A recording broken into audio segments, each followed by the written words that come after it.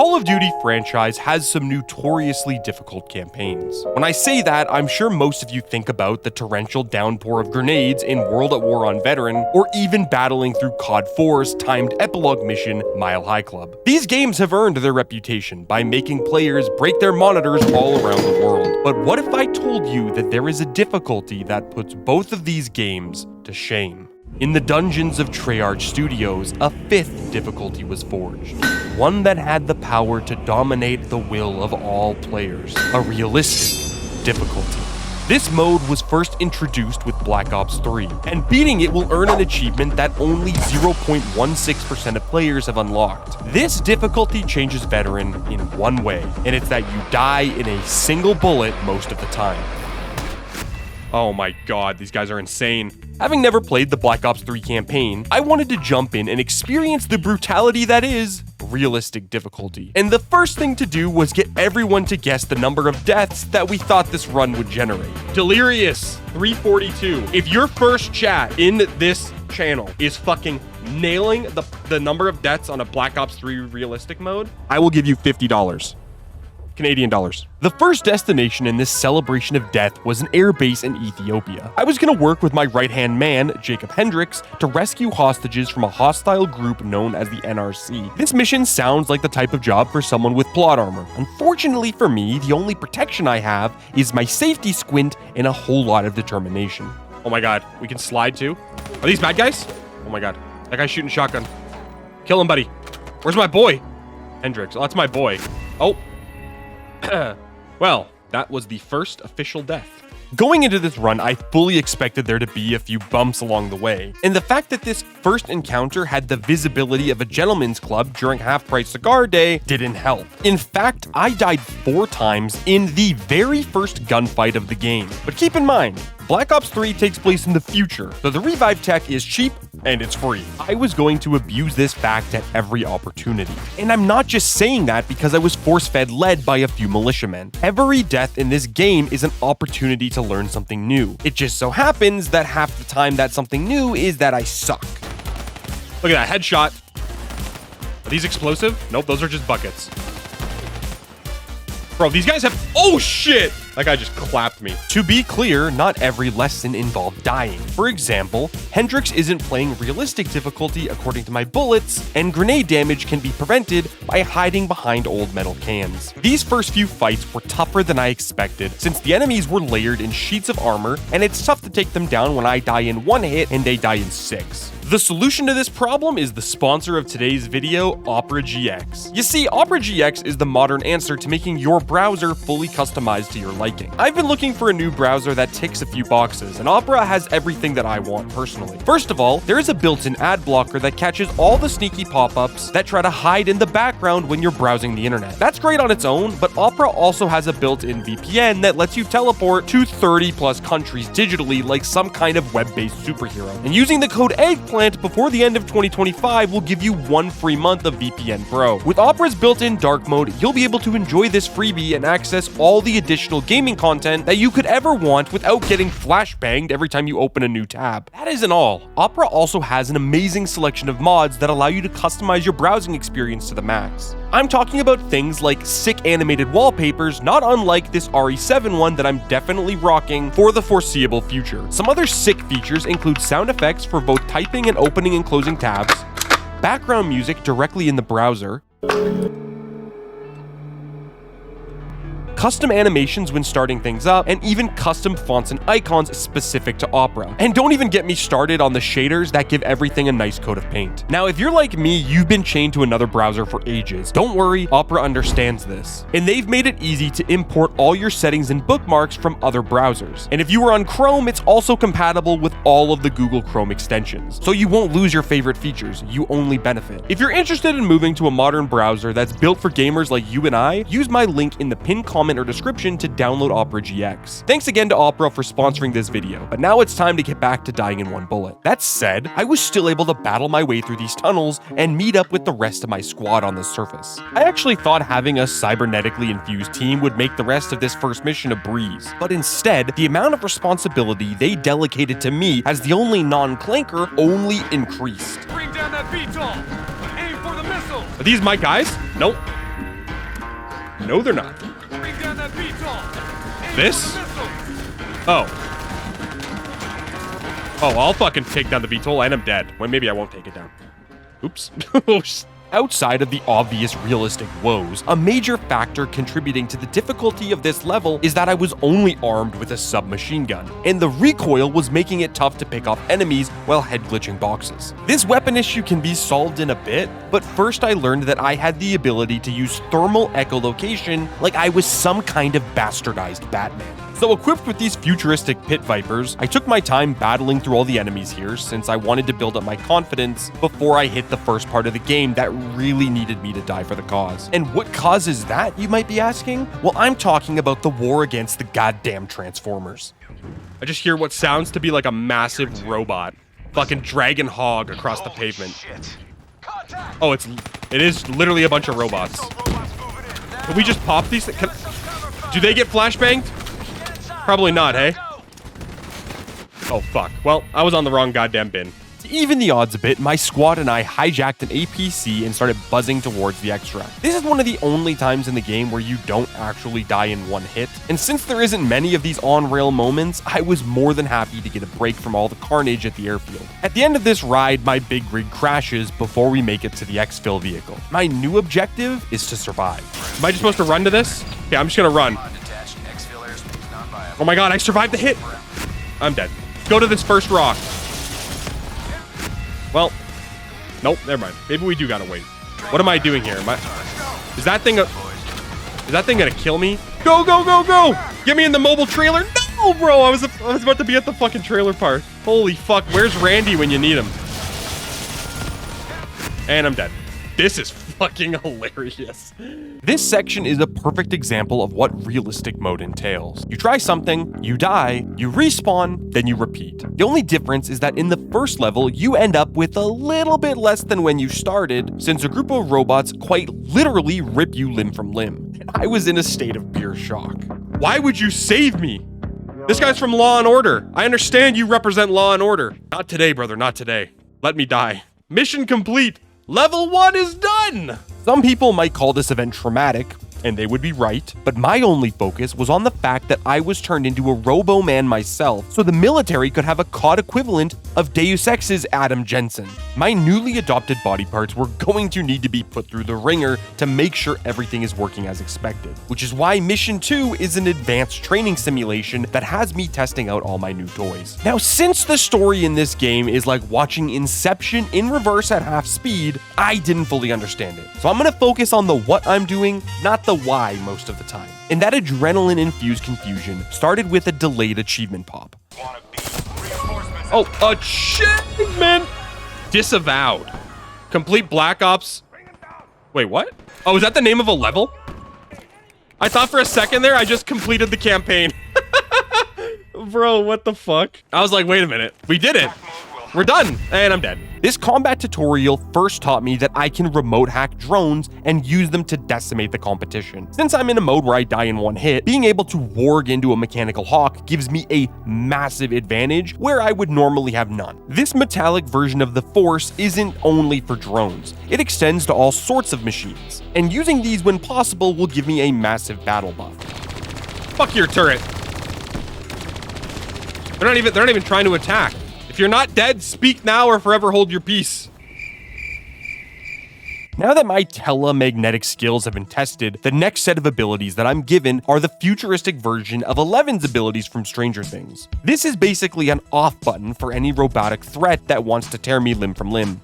Again, these abilities also have an area of effect, and it means I can maximize any external danger by simply waving off a group of droids. Its power comes in two flavors, a stun, like I just showed you, and a fireball variant that is much, much better. Of course, having access to 21st century wizardry doesn't mean I'm impervious to damage. All right, and I'm dead. Well, maybe I wasn't top of the class.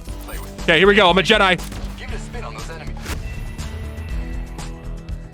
Man, being a Jedi fucking sucks, dude. It just involves dying. I'm trying to immolate this guy, brother. Look at that. Holy fireball. I'm like the goddamn Avatar. Avatar the Last Nerdbender, setting robots on fire, you tell me. For now, these are all the new abilities I needed to worry about. But while finishing my training, I learned something that is infinitely more important. The walls in this game seem to be made with expanded polystyrene, which is my way of saying I Googled the smartest way to say styrofoam. Using this new tactic, I slowly worked my way through the second training simulation. I did die a few times, but it was often because I was stepping out of cover before things were actually clear. This was a good thing to try and reinforce now, since it should curb my idiotic head-first mentality. Now it's time for the third and final training simulation, which takes place on a light rail under siege by robots. And this is when I was going to see just how dangerous the game can be when using underdeveloped weapons. And while this level caters to my weapons because of what seems like tight spaces, everything gets thrown into the wind when I have to Nathan Drake my way across the top of the train while fighting for my life. I say that because I'm given a shotgun and a pistol. Oh, can I wallbang these guys with the shotgun? Oh, I can. They can wallbang me too, apparently. Okay, walls are not safe. That guy's getting fucking, that guy's flying. What is my concussive wave? How do I use it? Oh, it's the gravity spike, and I'm dead. Well, I felt the concuss. Let's not get hit this time. Bro, I just wanted to concuss. Oh. Okay, that doesn't count as a death. And that does, though. This train mission was one long death sequence from my POV, but with an infinite number of 1-ups, I was fine spending a bit of time getting acclimated to dying, at least while I was trying to finish out the second mission. But that means it was time to visit the hub. No, not that hub. Black Ops 3 is different from most CODs since it has a headquarters that you visit between missions. This is where you can assign perks and customize your loadout for the next mission. I don't have a lot of things unlocked for the campaign yet, so we'll talk about an optimal loadout after a few more missions. But what you need to know is that I'll be using the Draken sniper rifle to unlock the attachments that I'm gonna need for my future meta loadout. This brings us to level 3. This is where me and my boy are sent to Singapore to figure out what happened during a massive disaster earlier in the year. I, of course, was less worried about the mission story and more worried about the limitations of my weapons. Hey, this weapon seems to kill fast, but I don't like that I can't see anything. You know what I mean? Like, this is so constricting. And I'm dead. These limitations are pretty obvious since I need to fully expose myself to see the enemies. To compensate for my lack of visual mobility, the game does give me a power weapon known as a swarm launcher. This thing can lock onto multiple enemies at once and shoot up to 5 heat-seeking micro missiles. Now this type of tech sounds insane, but to balance things out, there is also enemies that take like 12 shots to go down. But this is just how realistic mode goes. Every time you get what sounds like a game-breaking advantage, the game grabs your arm like it's Devin Lorette and breaks it in half. Oh shit! Oh.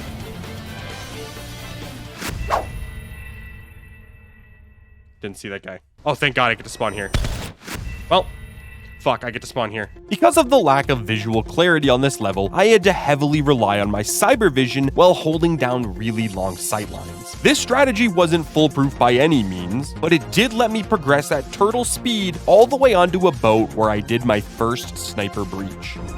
Yeah, sure, let me breach with my goddamn sniper. What's happening? Well, apparently you can't turn quick. Don't go in with a sniper. Pistol time. We'll clap him with the Rafika. Oh, never mind. I'm taking this gun out, apparently. Quick scope. Well, thought I was Zergriz. Turns out I'm Dust. Okay, I shouldn't be fighting this guy first. I think that's the problem. No! Bro, I killed that guy. I need to go to the left first. The other guy's not even looking. The guy's still not turned around. What are you looking at there, bud? My sniper showdown ended with a tidal wave of biblical proportions, but since my character is part Phelps on his mother's side, I survived long enough to learn how unbelievably overpowered active camouflage is. I can just stand here and pop these guys? Jesus. Invisibility is busted. What the hell was that? Stood in the middle of the open and just fucking fleeced. Camouflage is one of my activated abilities, and while there's a good amount of these to choose from, I only ever used invisibility because it validated my dreams of being like Casper, the very friendly and very handsome ghost. And it's also insanely good. This cloak and dagger strategy was so good that I was able to get through the second half of this level with only 3 deaths, which is shocking because there was a lot of butt-clenching moments that just seemed to go my way. Hey, I won't question it. In fact, I will take the win and accompanying achievement before unlocking one of the most impactful passive abilities in the whole game, Emergency Reserve. This is basically a self-revive on a long cooldown, and going into mission 4, I was gonna see how it works immediately after starting the level. Oh my god, look at that! I'm reviving! What happens here? This is kind of long. Jesus. Oh my god. My death's about to go way down. Way fucking down. Huh? You see that? Well, okay, maybe not that death. This ability alone might reduce the overall death count by an order of magnitude, but it wasn't gonna help much when it came to killing aimbotting robot warriors of the future. Like the previous mission, a lot of my progress came from using tight angles to take down enemies. That alone isn't enough to get through this though. Every mission from here on out will require using all the skills we unlock from mission to mission, and a great example of that is when I get introduced to the metallic rancors from this mission. That's some fucking futuristic Terminator shit. Skynet 1, brother. Everyone pack it in. Do I gotta go invisible and run up top? How the fuck do you kill this thing? Oh god, I'm gonna die to a guy with a riot shield. Oh, you bastard. You better not turn around. Hopefully there's no one else behind me. Oh, he turned around and fuck, dude, he just killed me twice. I watched your videos, but I never looked at the comments. Oh, you can kill this thing just by shooting it. Realizing that even the robo-walkers could be felled with ordinary bullets, I was under the impression that I would be able to fly through the rest of the level without running into any major hiccups. I even had an opportunity to show off my innate gymnastic abilities while avoiding death. Can I shoot this guy through the cracks? Can he climb this? Holy shit, he can! So can I. I'm gone. I was starting to realize that there were a few weaknesses with my current loadout. These were apparent when fighting enemies indoors. I was consistently getting walked down by robo-commanders, or I was getting missiled by Wally's military brothers. Oh, dude, you fucking bastard. I thought it was dead. It's on fire, falling down a crack. Once I learned how to deal with the hell on wheels, I was able to slowly battle my way to the top of the spire. But it was here I found my first game-breaking bug in Black Ops 3. Dude, he just fucking hit her like with a goddamn holiday ham. Fucking ankle up. But I'll tell you what, I'm just gonna blame the devs. Quick scope. Oh, never mind. That was way cooler in my head. Oh, I can shoot their fucking legs. I don't know how I'm surviving here. Well, nah, I spoke too soon. That's what they say. Did these enemies just not spawn in this time? Was dying the key to get through this in one try? Wait, what? Did my game just glitch? Am I supposed to be out there? This might turn our good time into a sad time. So yeah, for some reason I respawned past the trigger to start this encounter. And with the realization that there is no mid-mission checkpoint available from the main menu, the only option was gonna be restarting the whole level from the beginning. I think we have to restart the level. Oh, that is... Oh man. I can't even be... That is a hot dog worth of ass. While losing one whole hour to a game-breaking softlock is Omega ass, I was now one whole hour better at the game, and getting back to the same area only took me 30 minutes and 4 deaths. All things considered, I didn't lose much besides a bit of patience. The rest of this level started out as one long treehouse battle that had me sniping drones and hiding behind boxes, but it ended with an on-rails boat section where I caused maximum chaos before ultimately making it to safety just shy of 100 deaths. So now that I've made it to Mission 5, I have access to the strongest available weapon attachment in the entire game. Let me introduce you to the Thermal Scoped Draken. This attachment gives me perfect vision at basically any range, and with a high penetration weapon, I can quite literally sit back and pick off enemies without ever needing to expose myself. What if I just go sit back here? This scope is fucking cheater material. Bro, look at this. There's no question on where the enemies are. They're there. They're orange. You see them all. This gun is going to make this game mode exponentially easier. That being said, the game still forced me to engage with enemies in other ways, and those situations were always a bit more bumpy. Can I blast it through the wall? No. I'm trying to. Oh shit, I flinched with an RPG. Oh my god, now I'm dead. Well, that's death 100. Well, that's what you get for being an ass. This mission has me trying to infiltrate an underground facility to learn more about the effects of human-robot neural communication. But from my POV, there was nothing to really learn since I already knew how to neurally communicate death with my newly upgraded arsenal. But here's the thing about fighting a synthetic collective. You can't just know how to aim. You also need to have full awareness and know how to position yourself to survive. They're targeting you. I don't even know who this Cortana woman is that's speaking to me. But if she says they're targeting me, I'll believe her. Oh, fuck, they're behind me. Hendrix! Hendrix, please! Oh, I'm about to get fucking rinsed. You don't even have a chance to stand up, bro. This is a lesson I will never learn fully, but even with that built-in defect, Hendrix and I battled into the heart of the facility without dying much at all. In fact, this is when the game starts to become more of a sci-fi horror experience instead of a regular military shooter. But even so, I flew through the rest of this level with only 7 deaths. So now that we're halfway through the campaign, we've reached the part of the game that I like to call, this might be a little too easy. You see, I've done a lot of hard challenges here on YouTube, and you should probably subscribe if you want to see more of them. Come on, you know you want to, you're here anyway. And I've gotten to the point where sometimes I need to spice things up, even if it's for just a level or two. So after getting through the next 2 missions with a total of 12 deaths, I thought I should see what this game would be like without my meta loadout. To decide which weapon I would use, I put all the weapon classes on a wheel and spun it to find out what I would use for the next mission. Here we go. Oh, they got a little ticking sound. That's fun. SMG. Not a bad one to start with. I also don't know how this works. All of our weapons are level 1. Oh, this is gonna be ass.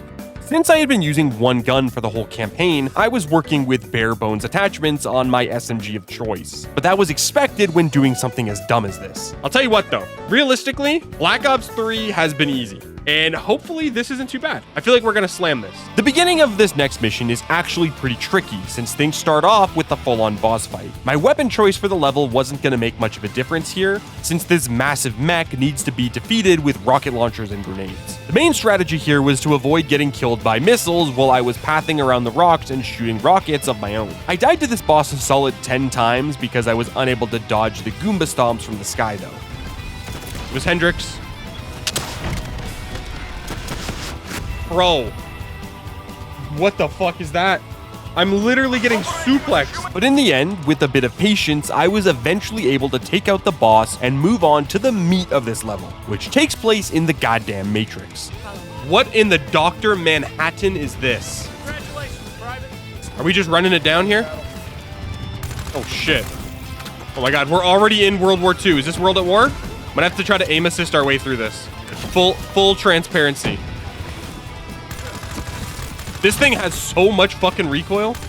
I don't know if I'm fucking good enough to use this thing. What the fuck is that? Let's see if we can just run it down. Well, nope, no we can't. We tried. The start of this mission involves breaking through a fortified German defense. And almost immediately, I was seeing how much I relied on the zero recoil Draken. Not only does the Kudo kick like a mule, it takes anywhere from 3 to 6 shots to take down an enemy soldier. The Kuda is certifiably ass based on damage alone, but on top of that, the enemy visibility was at an all-time low due to the lack of thermal imaging and the abundance of blinding white snow. I was slowly inching my way through my own personal D-Day, one checkpoint at a time. But even with advanced cybernetic tools at my disposal, I was struggling to do basic functions. Oh my god, this guy jumped out. Oh shit. Oh no, he just spawned in. Prone Morgan. Why can't I prone anywhere on this fucking battlefield? There better be a checkpoint. Once I made it past the initial battle, I reached the part of this level that makes even less sense than being in World War II in the first place. This cataclysmic upheavaling is absolutely atrocious. When you need to worry about dying in one hit, the last thing you would expect to be a problem is having new parts of the Earth spawn in randomly with German soldiers riding atop. I died more on this section of the game than I did on multiple levels that came before this. Trying to go from cover to cover was the only strategy that seemed to work. I did try to get cute at one point and use super speed to run past the enemies, but that wasn't a very good plan. Okay, can I sprint past these guys or will they gun me? Well, that answers that. I had to go back to the strategy that involved sniffing head glitches and using timed invisible runs to make it from cover to cover. I did manage to get this encounter done in only 12 deaths, which is a miracle because it felt impossible until I eventually got it. This does mean things are trending up though. I had completed my Call of Duty Walk of Shame, and I was now moving on to the part of the level that actually had buildings I could use to hide from gunfire. It may have been easier, but there was still some weird things going on. What the fuck is this? That's a fucking ghost gun! No wonder we can't win! Rather, they're being attacked by no one. Wonder if I sat here if this thing would rack up an infinite KD. The remainder of this level was spent being confused by the fact that there was an entire level in the sky and dealing with a German Tiger tank outside of a church. Now, despite the tank sounding scary, it's easy enough to take out with futuristic rocket launchers that we brought in our trunk. The more difficult part was trying to snipe enemies that were hiding behind tombstones while using a silenced SMG. This is the same issue I've been dealing with the entire level. While there isn't a lot to say about it directly, I did get my shit pushed in for a solid 20 minutes while I battled through the graveyard to the church. But here's the thing. When I eventually did make it into the church, I watched a Tiger tank transform into a modern-day boss fight before something truly unexpected happened. Okay, we're dead.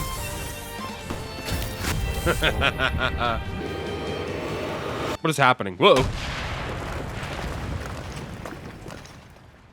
Bro, if the game fucking bugs out on me, we're not doing this again. Get the fuck out of town. I just fell into water.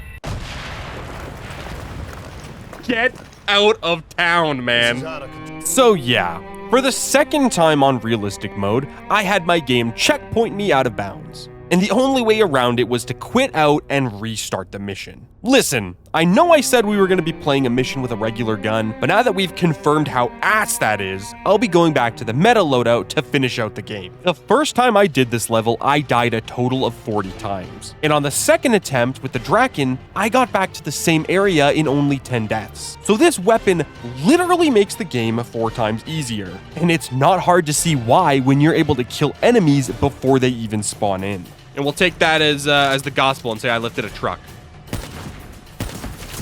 Dude, I can kill all these enemies before I even go outside.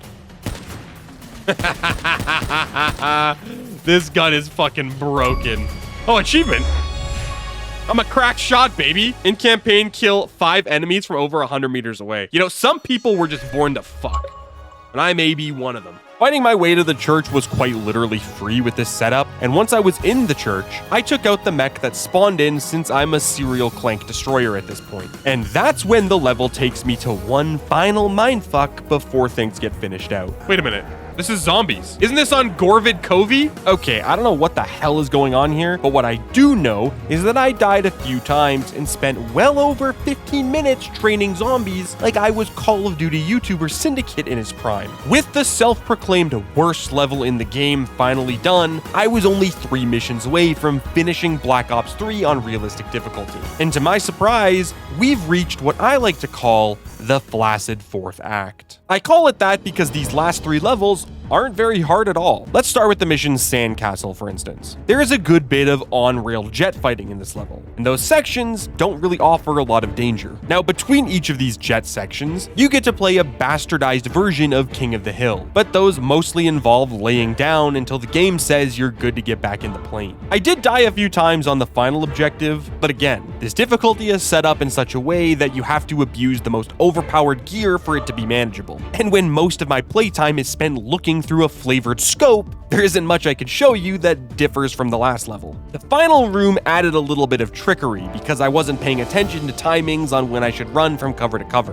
But even with these entirely preventable mistakes, I made it through this mission with 189 deaths on the tally. The second to last mission was arguably the easiest one in the entire game, and I'm not just saying that because the civilian population was helping me handle the enemies. Are these bad guys? You know, part of me wants to take them out, but I think they got this one handled. This guy's taking a whooping. Must have stayed out late, you know? I took 2 deaths early on in the mission because the entrance to one of the rooms was dropping out of a vent into enemy fire. But once I got through there, I cruised to the end of the mission using my cheater vision and some full metal jacket rounds. Arriving at the end of the mission is when things started to get interesting. There was a boss fight with the Avengers' personal aircraft. It did take me out a few times while I was learning that taking cover is mandatory, but I eventually landed enough rockets to take it down without many problems.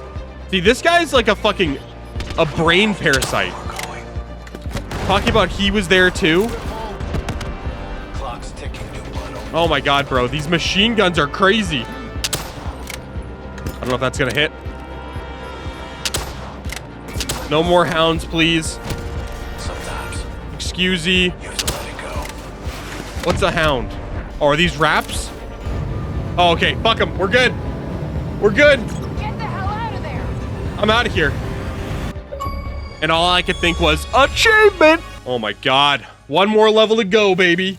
Now, with only 1 level to go, I wasn't sure what to expect. I was under the impression that this level was one of the longest missions in the game, so I went in preparing for it to be a brutal ride. The first part of this mission is focused on reaching a facility where I can interface with a neural network and face the real villain of the game, Corvus. Getting to the facility was pretty straightforward, and you know how it goes at this point, but getting in is a different story. There are 2 very large mechs that require missiles to take them out. Normally, these aren't too bad, but the endless supplies of robots were making me work for every inch of progress. Oh my god, these guys are just running it down. Someone kill this I Am Robot looking ass. You do not need to tell me twice to shoot this thing. I'm trying. There, it's dead. Don't do me like this game. That is an unbelievable shoulder peek. Please, for the love of God, don't make me restart the whole level. If you can hear me, Hendricks. Oh, thank God. Bro, these enemies never stopped spawning. Oh my God, I'm gonna die. There better be a checkpoint, because that's fucking gnarly and annoying. Oh, thank God. All right. Fuck it, we're just gonna run it down. Just hack the door. We love iframes. Oh, I'm dead. Oh, fuck. Only Hendricks was here to have my back. Uh-oh. My God, we fucking did it. Thank God, man. Outside sucked. Once in the facility, I tracked down Hendricks for some answers. And since he tried to dodge my questions, and I'm as persistent as an unexplainable itch, I followed him into the, Matrix to hopefully get some closure. I did die immediately after this section started, so to get around on the next attempt, I used my invisibility on spawn to reposition before killing the cyber ghosts. You know, just Call of Duty things. Speaking of Call of Duty things, the last objective that I needed to complete to finish out realistic mode is following each of these paths to take out a few digitally constructed hearts. Okay, this has got to be the most bizarre Call of Duty story to ever release. I say this because I knew that battling through the Matrix and dying a handful of times was weird, but what I didn't expect was to be literally shooting an artificial intelligence's artificially created human hearts. Is this his GPU? Am I about to unplug the Corvus GPU here? Oh my God, I removed the heatsink. Fucking tough day. I ultimately did this level while only suffering a handful of deaths, and there wasn't ever a situation where I got stuck for more than 1 or 2 minutes. This meant I was able to destroy the 3 hearts of Corvus and finish out the most confusing achievement I have ever tried to go for. Who the hell are these guys? What's your name? It sounds Russian. Taylor. So I was Taylor all along. I fucking called it. Game designed by Treyarch. What a shit show. Oh my God. Fucking let them rain, brother. Let them rain. I'm gonna be like the hot girl at the party. I'm getting a bunch of achievements. Fucking send them to me. No one will believe you. Complete the campaign on realistic. That's what we were here for. We learned a few things here. Realistic mode is is hilarious because you can just stand there and shoot people through walls. And when you choose to use real guns, it's fucking bullshit. And we learned that the achievement dope is always worth the suffering. Thank you so much for watching this video. And if you're interested in watching these runs live, you can come over to Twitch and join the chaos in real time.